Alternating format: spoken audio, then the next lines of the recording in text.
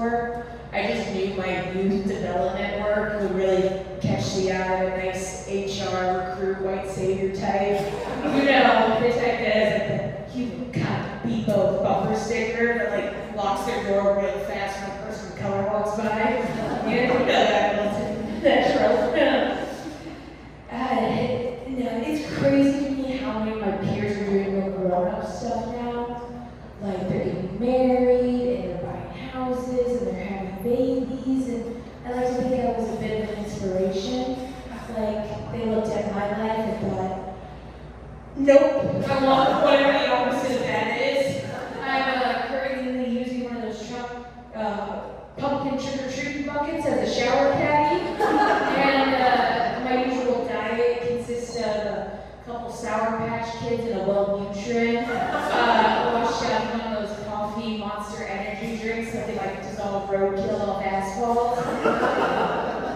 If the Terminator busted in right now and said, "Come with me if you want to live," I'd have to think about it for a minute. Nothing against the guy, that's just where I'm at in life. So comfortingly, I am a social worker. Got into it for the money, obviously. I was a hospice social worker actually for a while. I'd come home from these long days filled with death and grief, and I wanted nothing more than to lie back and relax with the most brutal true crime show I could find. True crime is like the white woman's version of a stiff drink. And I need alternatives to drinking because I really only have two types of drunkenness. One where I just want to go to bed right away, and another where I want to start home improvement projects that involve power tools. Now, the kids who got these programs, we have the true crime fans. What's next?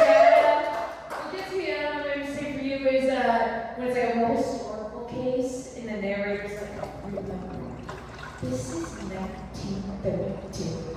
There are no cell phones, no social media. Like, thanks, I was wondering where the Lindberghs did just check their ring doorbell footage to see who's up baby Charlie. And it might be too much true crime to have unintended consequences as well. For example, every time I get into my car, I have to check behind me, make sure a murderer's not lying in wait ready to pounce. Which is crazy, because I barely look behind me when I'm merging onto the freeway. So I'm still in medical social work, and I had one of my nursing colleagues tell me the other day, I have the veins of an anaconda. So I've got that going for me if I ever get into intravenous drug use. And not to second guess the advice of a well-trained medical professional, though I do believe it's an American pastime. But I don't think I actually have large veins. I think they just look prominent because I've got pale eye. Look at me. I look like a Victorian era ghost child.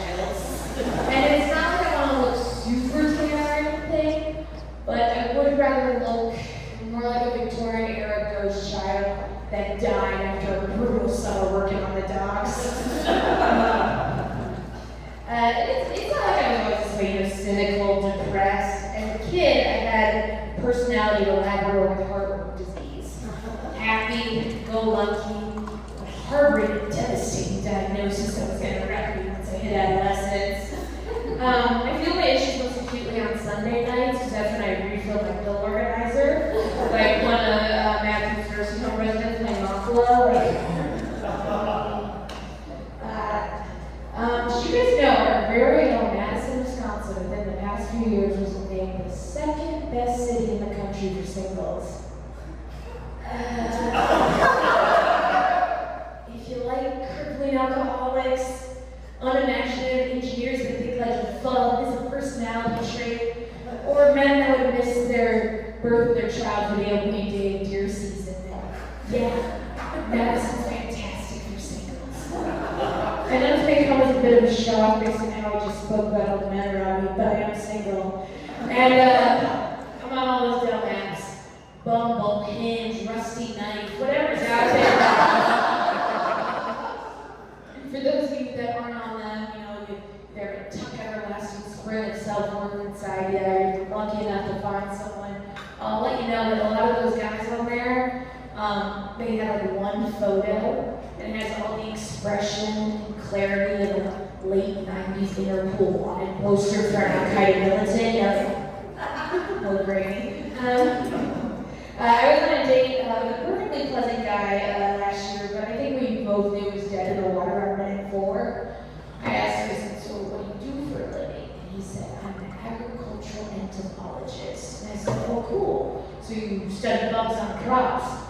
Guys, when I tell you how this man's head flew back like JFK's in that Lincoln Continental, I cannot believe you know what an agricultural entomologist is. I can't believe I'm on this date.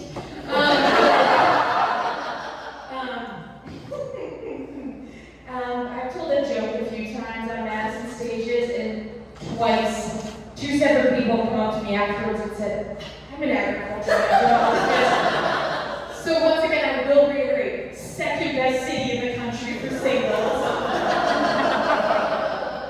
I gotta get off the ass, but I'm thinking of getting more into the development of them. I have one idea called Crosby, Dilson, Smash. And what it does is it hooks up older men with dad bods and younger women that just want something that to swim lower. And now that I'm getting older, I'm getting introduced to more and more couples with children at social events, and there's always the one, isn't there? The one going on and on about the benefits of homeschooling and the harms of yellow dye number 5. Well, their absolute nightmare son, Kyler, does unspeakable things to his pet sugar glider upstairs. But I take those type of parents any day over the boy mom, girl dad types, because I just hate that distinction. I know when a man says I'm the girl dad, it's something truly asinine is coming around the mountain. As a girl dad, I believe females are sentient beings. As a father of daughters, I don't think a woman should be set on fire because she has to see the dessert menu. I had a girl dad, he was very good. Not the least of which is because my parents had the same philosophy as Outback Steakhouse. No rules, just right. He actually died 4th of July of 2024, and I've been having some fun telling people about his the anniversary this week. It hasn't happened yet, but I'm hoping at least one person is like, was it a horrific fireworks accident? And a Katy Perry song was playing in a balding again. So, the death and grieving process in this day and age is wild. Like, why did the funeral director text me, your dad's cremation is complete with a 100 emoji at the end? Why did I text that? Thank you so much for letting me know. Bet, okay. Now, I think he's at peace now, and I hope so, because the most at peace I ever saw my father in life was when we visited Normandy, and we were on one of the D-Day beaches, and he quoted Ronald Reagan, and then fully clothed, just started walking into the ocean, and I think he would have let the sea just take it, had our tour guide not called him back. Losing parents not all bad. We do get 3 days of bereavement leave off work. 2 days more than maternity leave, so USA! Times are tough for women in America, but I hate when people say, we're living in the Handmaid's Tale. We're not. That sort of had coherent plots. Also, I don't think they had to pay for like their hospital stay when they got a body part removed as punishment. Socialized healthcare in Gilead. When Roe was overturned, we had a lot of great male allies come out and show support. And, but what did make me laugh was when one of some of the men were like, yeah, I knocked up a broad or two and I let them get an abortion. Ooh. Don't let that weight of the crown crush you, my king. Isn't it the worst when you just catch an ass on how it's going and they just immediately list off a lady and complain? So like, traffic was murder, cat's kidney function's not looking too hot, and as if it couldn't get any worse, they still haven't found that relationship. You guys see, speaking of aviation disasters, did you see that recent news article where 50% of the men surveyed said they'd be able to land a commercial jet in an emergency? I love the confidence. 3 out of 5 of my male Uber drivers miss my driveway. Thank you guys so much for giving that.